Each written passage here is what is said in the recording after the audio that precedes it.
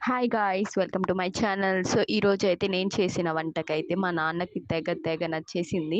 మా నాన్నకి నచ్చడం అనేది ఒక వింత.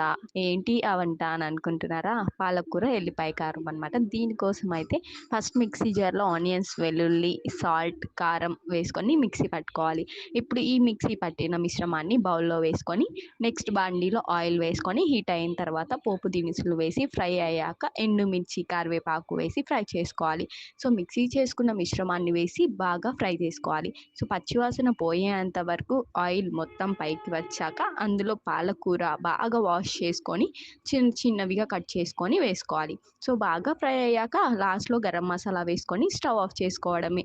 వేడి వేడి అన్నంలో నెయ్యి అండ్ పాలకూర, ఎల్లిపాయ కారం వేసుకొని తింటుంటే ఉంటుంది.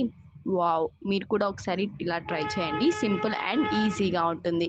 సో, ఈరోజు వ్లాగ్ ఇంతే. See you in next vlog. అప్పటి వరకు చలో బాయ్.